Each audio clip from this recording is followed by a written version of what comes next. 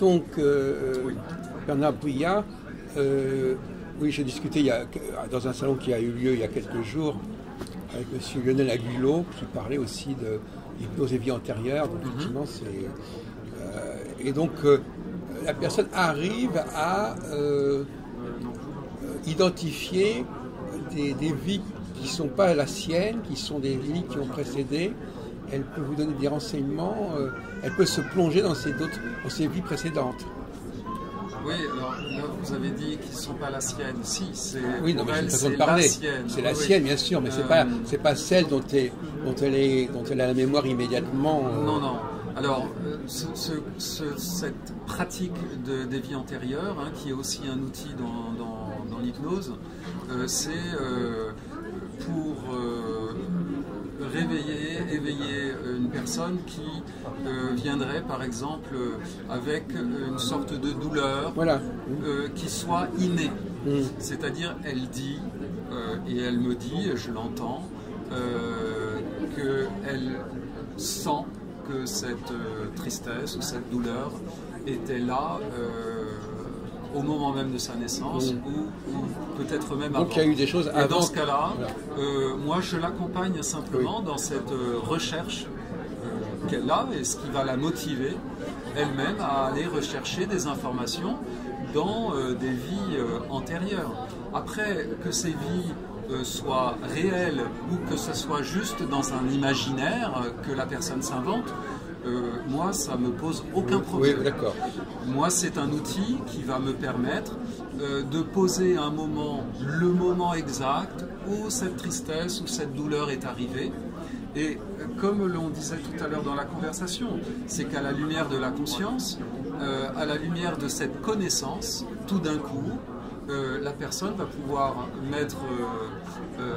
nommer le moment où c'est arrivé et de cette façon faire aussi l'expérience avant de comment elle pouvait profiter de sa vie libre de cette tristesse ou de cette douleur et de pouvoir après, avec cette distance, revenir sur l'expérience de ce qu'elle fait en ce moment.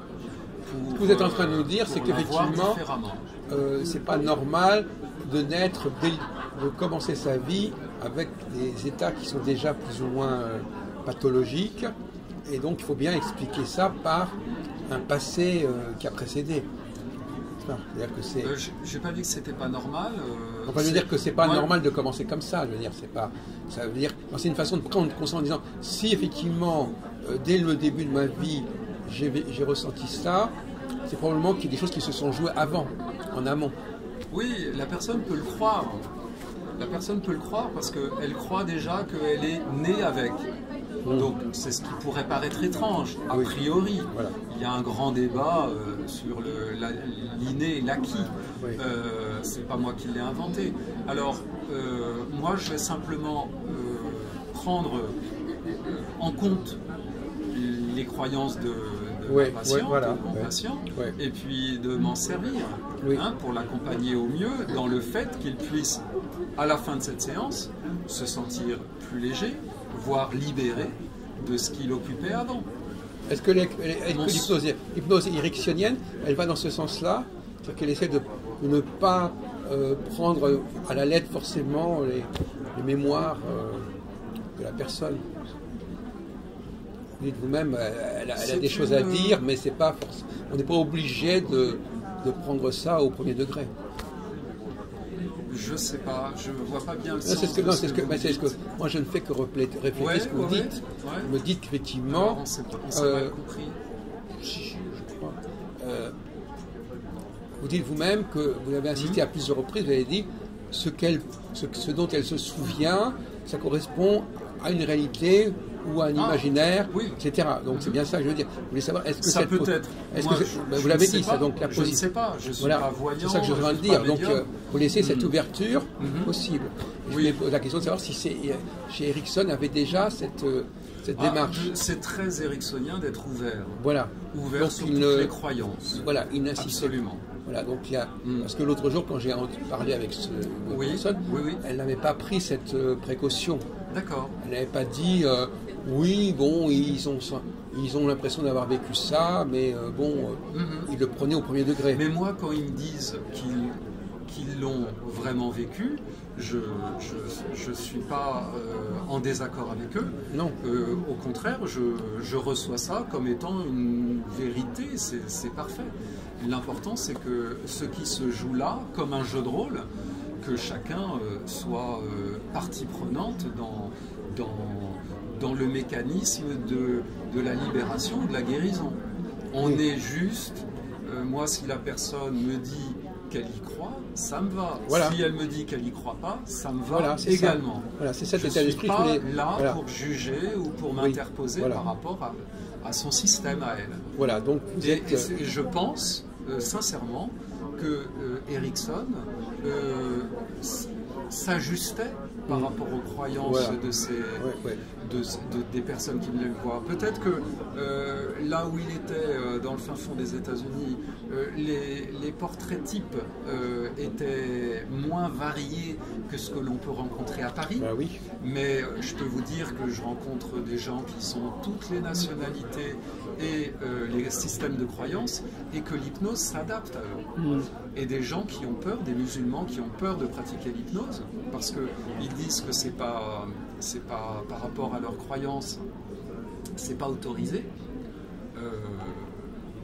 Moi, je les rassure par rapport à ça, et je les reçois, et je leur dis même que s'ils veulent, on peut faire une séance d'hypnose pour renforcer encore leur capacité à mieux croire dans leur système de croyance à eux. Pourquoi pas? Non, mais je veux dire par là, M. Briac, que effectivement, il y a dans le domaine qui est le nôtre ici, on entend aussi la même chose par rapport au tarot. C'est-à-dire qu'il y a des gens qui disent, voilà, j'utilise le tarot, mais bon, c'est un moyen, c'est une façon de faire, c'est une façon de communiquer, mais ça n'est pas forcément, je ne suis pas forcément en train de croire que le tarot dit la vérité absolue, etc. Et effectivement, ça permet d'avoir un dialogue avec le monde psychologique qui passe mieux que si on a un discours un peu rigide, de type je fais le tarot, je connais les vies antérieures. Voilà, donc c'est une stratégie de communication qui fonctionne mieux dans un certain milieu du bien-être où on n'a pas trop envie.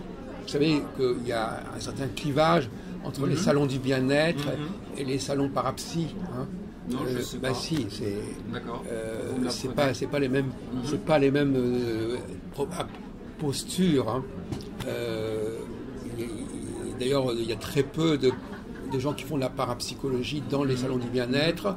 Et comme je disais, quand je l'ai rencontré tout à l'heure, il y a très peu de gens du bien-être qui figurent dans le monde de la parapsychologie. D'accord. Enfin, moi, je me donne pas de limite. Oui, d'accord. Bien être dans les voilà, c'est ça. Pose pas de problème. Non, mais c'est pour expliquer qu'il y a des personnes qui ont une position qui permet de plus facilement passer d'un milieu à un autre.